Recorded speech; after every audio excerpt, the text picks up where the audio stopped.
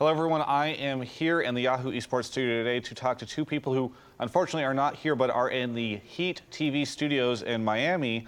I'm joined right now by Ben Spoont, who is the owner and co-founder of Misfits, as well as Michael McCullough, who is the EVP and CMO of the Miami Heat, to discuss the recent partnership and stake between the Miami Heat and Misfits. Welcome and good to talk to you guys.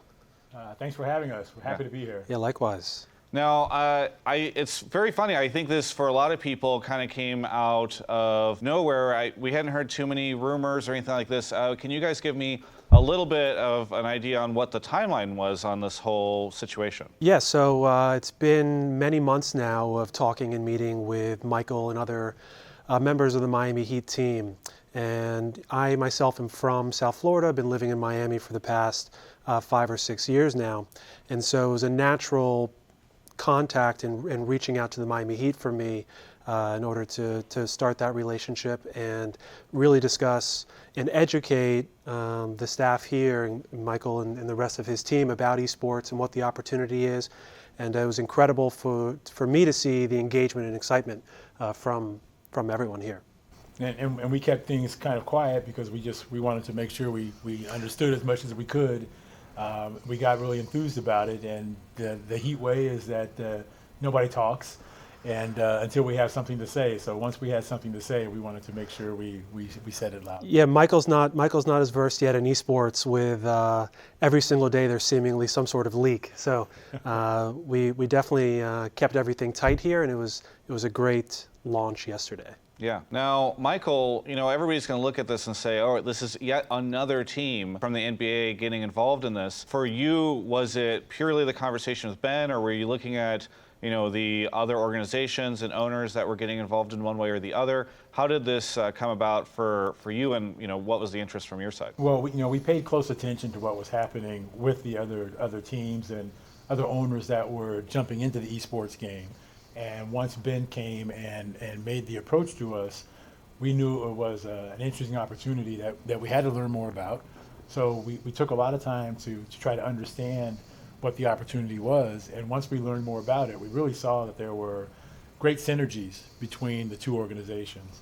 Great opportunities for us to kind of expand our brand to a younger millennial audience and give the Misfits and their audience an opportunity to have a bigger platform with an NBA team. So once we understood that those two opportunities could work together, we jumped on it and started talking about ways that we could work together.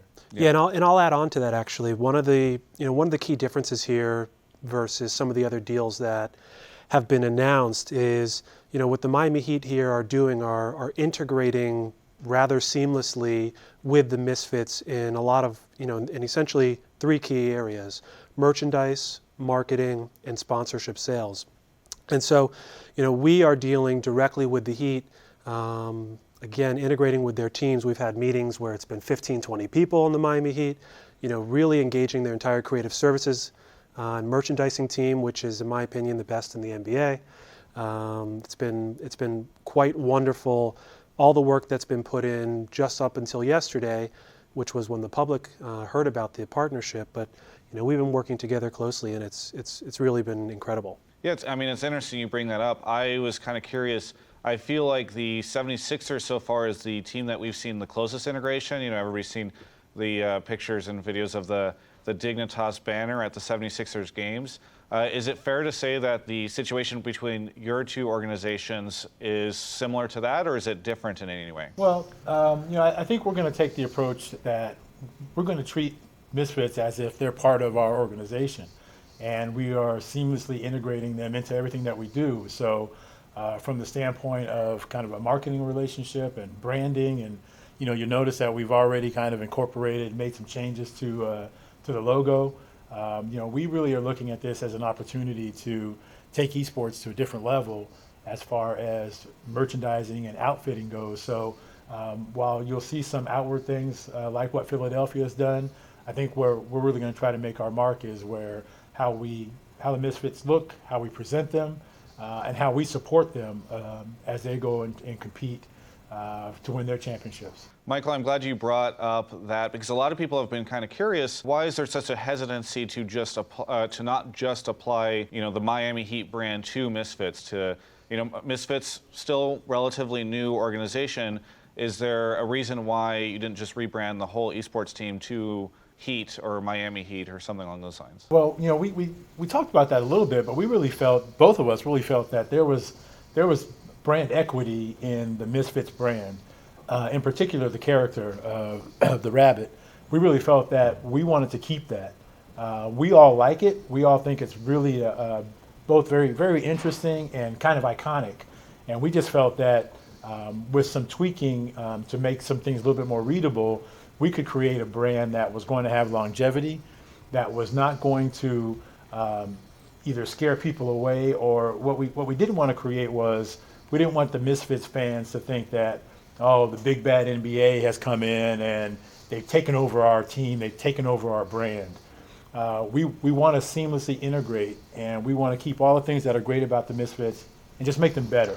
And we thought that by updating the brand was the first step, but we didn't want to just kind of take in and be Big Brother. We wanted to integrate seamlessly rather than just jump in and start making wholesale changes. Yeah, and there's one nuance that I'll add onto that, which Heat fans will probably take note of, is on the Miami Heat logo. There's a flame on the end of the T, and actually it's a subtlety in our redesign of the Misfits logo, but on the T in Misfits is actually also a Heat flame. So there is a tie in there, and obviously the color scheme now is more matching to the Miami Heat. But as Michael said, we do see this as two distinct brands. And so we've decided to sort of merge them when appropriate. I mean, I do also want to ask, it is safe to say that not all sports fans have been welcoming of the entrance of esports into sort of their domain. Were there any concerns that Heat fans might be kind of turned off by a esports team that's named after them or shares any of the branding or anything like that? Well, no, actually, I think we were more concerned about the other way. I was certainly more concerned about the Misfits fans feeling like, the Heat were coming in and we're going to ruin their brand. Sure. I mean, we were more concerned about that. Excuse me. I think the Heat fan will recognize that we've always been innovative. We've always been kind of on the cutting edge from a marketing and branding perspective. And hopefully what they'll see here is an opportunity for us to welcome a new brand kind of into our family, integrate it so that they can learn more about it. We're certainly not going to kind of shove Misfits down the Heat fans' throat. They're going to know about the connection. And if they want to learn more, we're going to allow them to learn more. But if they don't, then they don't. We're really going to focus on building the Misfits brand, building that Misfits fan, and learning more about them, and hopefully giving the Misfits that bigger platform so that they can be more successful, that players will see the Misfits as an attractive team. And that's what it's all about, because we want them to be able to compete for the championships. Now, Michael, obviously you've referenced Ben's residency in Florida and sort of his connection to the area, but I'm also kind of curious, is there any other reason why you felt like Misfits was a good decision to go with it in terms of partnering or working with any of these esports teams? I mean, Misfits still kind of a new organization, right? Only about 6 months old. So why in particular was Misfits sort of the one that you decided to go with? Well, that's one of the things that's most appealing, is that the fact that the Misfits is a new brand. And it's a new brand, but they've already won a championship, and we really feel like that was a good opportunity for us to partner with somebody who, in such a short period of time, has already established what they're going to be about, and going after key players, trying to secure the best team for their franchise. That's what the Misfits are about, and that's kind of what we've always been about, is competing at the highest level, doing what you have to do in order to put yourself in a position to compete. And so when Ben brought the opportunity to us, I'd say we didn't really hesitate. We wanted to learn more, but we were intrigued from day one, because we saw a great opportunity with a growing brand to help that brand kind of really get its footing and then watch it take off and grow. Yeah, and so I'll add on to that a little bit. So yes, we've only been around for 6 or 7 months now in its current form. And in that time, I don't think there's ever been an esports org that's risen and ascended as quickly as we have. Michael said we've won on LAN at the Overwatch Open, and then recently in DreamHack. We were promoted in the EU Challenger Series last split. And so, what we've been focused on mainly in the past 6 or 7 months has been performing at a high competitive level. And so from an infrastructure standpoint, for me, this is an amazing fit because what we've established is competitively, we know how to build, scout, and bring teams to a high competitive level. And so some of the areas where we've been deficient from an infrastructure standpoint, merchandise and marketing and sponsorship, is where the Heat come in and are really able to drive significant value to us as an organization and therefore also to our fans in return. Ben, are there any concerns around having European players and perhaps any kind of strangeness or oddity of then having this link to a very American sports organization? From my standpoint, no. So, we see esports we both see esports as a global form of entertainment. And so, these players, while some of them are in Europe, and we also have players here in North America, and we'll continue to add to our North American rosters, we see this as expanding the reach for the Heat and the Misfits, both in NA and also around the world. One thing that was interesting in your initial release was that, there's this kind of statement made that both brands or teams would sort of promote each other. Can you perhaps shed any clarity on how that will look? I think you're already seeing it kind of right now that we've already incorporated the Heat colors into the Misfits to welcome them into the brand in really kind of a seamless sort of a way. You will see us not only kind of create their merchandise, but we'll also give their fans a chance to kind of engage with the Misfits and cross-promote those people both on Heat social media, Heat website, Heat game broadcasts. We are going to integrate the Misfits into kind of everything that we're doing. So wherever you're going to see the Heat, you'll also have an opportunity to learn more and engage more about the Misfits, especially on our digital property. And vice versa. So, as we looked at a lot of the market research and some of the data about the crossover audience, there exists an opportunity for us to also help extend the Heat brand in areas around the world, perhaps where it's not as strong, via esports, where there are stronger audiences that are more engaged in esports than in stick and ball sports. So it allows us to further enhance the Heat brand that way as well. Yeah, we're really excited about the audience makeup of esports, and we think that there's a great opportunity for us to not only kind of engage with the more of a millennial audience, but learn. There's a good learning opportunity for us here with a new sport that's going to allow us to kind of flex our muscles a little bit and learn more about this audience that we need to know more about, both from the Heat standpoint and from the Misfits standpoint. Now, so setting aside kind of the marketing, the branding, merchandise, etc., if I'm a Misfit fan, how should I feel about the chances of my teams getting even better because of this, or is there any chance that we will see a stronger Misfits in game because of this? I think so. I think what this will do will further sort of enable us to have an infrastructure and the resources internally in order to allow our players to have maximum chance of success. That's what we've been focused on since day one. Talking to our players about this yesterday, everyone is incredibly excited, and we just continue to look forward and press onward for the future. Yeah, kind of elaborating on that. I think a lot of people think, whenever a big organization comes in or a traditional sports organization comes in, there's a ton of cash that's suddenly available, and a lot of fans are like, they're just going to go out and buy all the best players and compete, and salaries are going to get huge. What would you say to fans who kind of have that assumption? Yeah, for me personally, and what we're doing, our strategy on that doesn't change today as it was 6 months ago.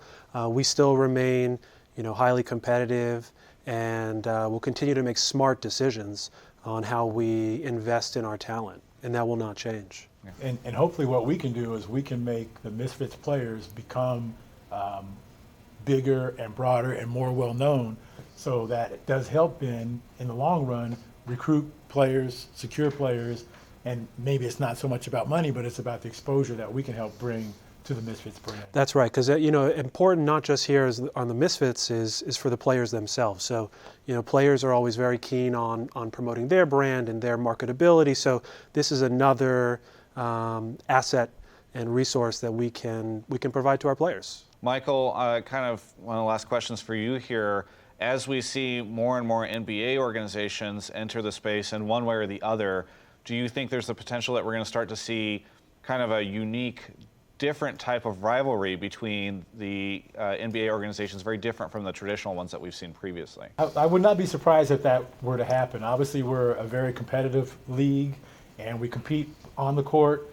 And while we try to partner with each other off the court, I think we're all going to we're taking a different tact with this, how each of us are getting involved in the level of engagement that each team is having. So we definitely want to kind of set the bar very, very high on how this sort of relationship can develop and what an NBA team can do with and for an esports team, and vice versa, what they can bring and what we can learn from them. So we're going to be aggressive in what we do in promoting the Misfits and getting engaged with them, and hopefully other teams that get involved will see that, will understand that we've set the bar high, and will know that if they want to get into this game, then they've got to come where we are. Ben, kind of last question here, a little off topic, but I'd be remiss if I didn't ask. League of Legends coming back in just a little bit.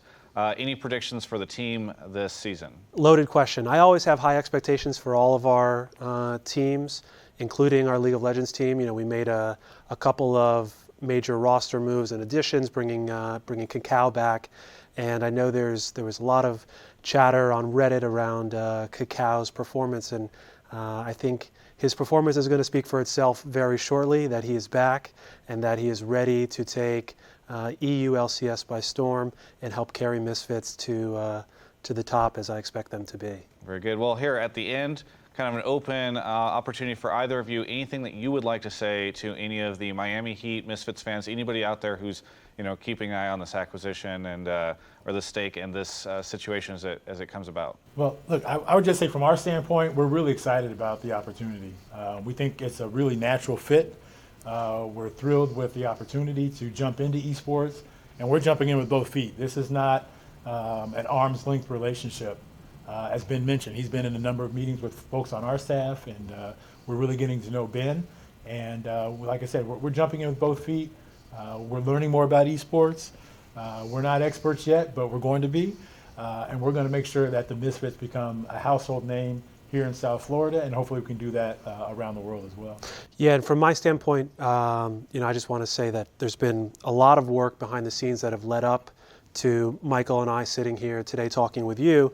And from my perspective, this is now day one. And so there's a lot of work to be done, and there's a lot of great things that you're going to be seeing coming out between the Misfits and the Miami Heat. And from us, from a competitive standpoint, it's only just the beginning of our continual push to excellence. Very good. Well, I want to thank both Ben and Michael, both of you, for sitting down and talking to me today, especially across the country. Looking forward to seeing what this partnership brings. And for everyone else, you can check out more coverage of all things esports here at Yahoo Esports.